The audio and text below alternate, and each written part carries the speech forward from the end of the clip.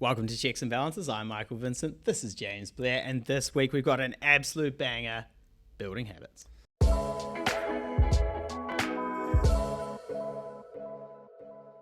So Mike and I have just had quite a big argument before we've started. I wouldn't recording call it this. an argument. Yeah, I'm fine. I just think it's funny when. No, on the book Atomic Habits. Mike's not that big of a fan. I'm not. I actually quite enjoyed the book. I would just be keen as well. If you have listened to it, help Mike and I.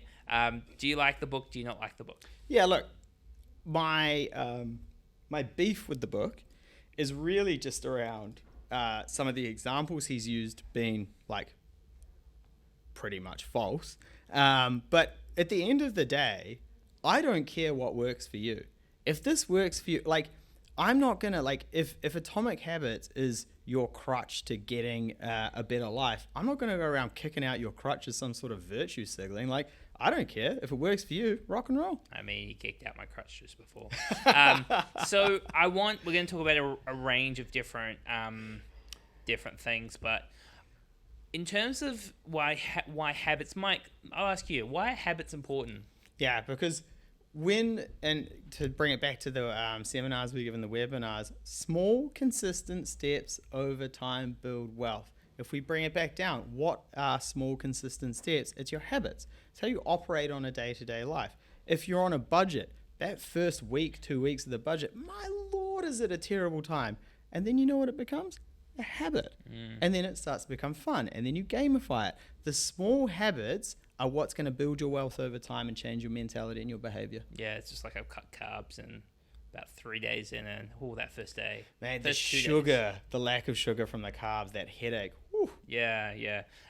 So coming back to the seminars and the webinars that we do, if you have this big goal of at 50, I want to retire with an income of $100,000 a year, living in my $6 million house and my $3 million bachelor in Waiheke. If that's your goal, I mean, look, it's great to be a dreamer, but being a dreamer is not going to get you anywhere. You have to reverse engineer the whole thing, right? In terms of, that's my big goal, working all the way back to what are the steps I need to take right now, and what are the small steps I need to take in the future, and when are maybe the bigger steps. Now, that needs to be broken down even further in terms of your habits. What is the smallest, littlest thing I am doing to make a difference? A really good example is around your environment. So you are in control of the environment you create, the commentary that you listen to, The friends you keep. Yeah. You show me your friends, I'll show you your future. 100%. Great quote. And a really good starting point is, there's the saying that if you want to work out what your income is going to be in the future, your 5 people you spend the most amount of time with, you're going to be their average income. 100%. And if you don't want to be that person, you need to change your environment. So if we can talk about like what's a really small example of a habit that you can create, we talk a lot about budgets. Why do we talk about budgets? Because cash flow is everything. Now, if you go, well, I'm going to start saving $500 a week for argument's sake, and you don't change like your environment and your habits, well, then maybe you might be able to stick to the plan. However, what do we think the probability of success is if you create automatic payments, set up bank accounts, set up direct debits, everything flows on money day? Maybe you delete Uber Eats from your account, you decide you're going to catch the bus or the train instead of driving into work every day. You change these small habits and your environment, opposed to just going, I've got a big goal and I'm going to make this huge change in behavior without changing my environment. Yeah, and it's wild how people, again, want the end goal but aren't willing to put in the work to get there, right? And it's really easy to look at that giant end goal and go, I'm overwhelmed by this. There's nothing I can do about it, But actually, start small. Start with the habits, Start with thinking about, okay, like how do I pay myself first, right? Like when my income comes in, what am I doing with it? Do I have the budget in place? What are the building blocks of achieving this goal? If you start at the start, take the small steps, you'll get there. Yeah, yeah, I couldn't agree more. And thinking about if I was incredibly lazy, what is the best way I could still set myself up for success? Not saying you're lazy, not saying you aren't or you are, but how do you create an environment that gives you the highest chance for success with the least amount of work? But I would fundamentally say all humans are lazy. At their core, everyone wants the end goal without doing the work. I'm no different from everyone else. I'm probably just as lazy as everyone else. Yeah. Now, the idea of paying yourself first is a really important concept. Poor people. Let's talk about poor mindsets. Poor mindsets get their money, they spend all of their money, and then whatever is left over, they invest. Wealthy people pay themselves first and invest their money, and then whatever is left over is what they spend money on.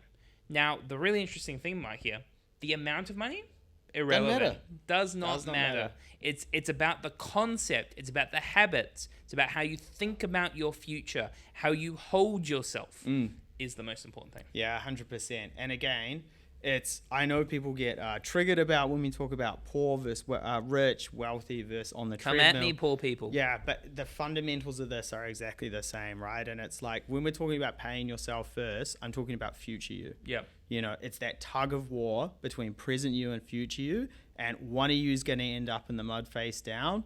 And at the end of the day, you want to make sure you pay yourself first, pay future you, make sure you're setting yourself up. Yeah. Talking about habits to give yourself the highest probability of financial success. The next one's about lifestyle creep. If your income goes up and you do not make changes to your automatic payments, you do not update those direct debits, you do not plan for these things before the money comes, what do you reckon is going to happen, Mike? Ooh, I don't know, James. Maybe it's going to go straight out the door. That's right. That's right. Another tip around building habits. Insurance. Look, the amount of time... it's just the people that we talk to who are sick and I can't fix their situations. If your mindset around insurance is it's a waste of money... I hope it is. Yeah. I'm healthy? Yeah. Like, what a stupid concept. I'm healthy. Yeah, mate. All right. You're not in a hospital today. You're fine right now. But the whole point is that something could happen in the future and you're sacrificing your or your family's future off the back of it. So the way you think about things like insurance, I mean, you don't want to be overinsured, but you want to make sure that you're thinking about this the right way. Yeah, and you will hear James and I get passionate about a couple of things with finance, right? Short-term debt is a really important one to us, and we're very passionate about. One of the other ones is insurance. And James and I could do an entire podcast episode on stories where people aren't insured or aren't insured correctly and have come to us to try and fix it. And it would be the most depressing podcast episode we've ever done because it is horrible. Yeah. And no one sees it coming. Everyone thinks they're bulletproof. We have barristers who have never updated their insurance since they were a grad, right? And all of a sudden the music stops because they can't work and they have to sell everything. Like it just... Yeah, please, we're very passionate about it. Please think about your insurances. The other thing comes with planning for emergencies, wills, structure of assets, making sure you've got the right amount of cash to the side. Power of attorneys. Yeah, instead of trying to do a million things at once, what's the smallest step that you can take forward to grow your wealth?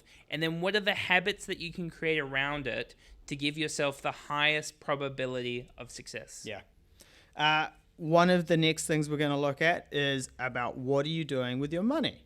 Are you leaving it sitting there idle or are you putting that capital to work? And in different markets, this means different things. At the top of the market or where money's cheap, this may mean the fun stuff, the going out and investing, putting stuff in a managed account, buying more properties, all of the things that we love to talk about at the barbecue. But actually, in a market where interest rates are high and it's a little bit tough out there, this may just mean, quite literally, paying money off your mortgage.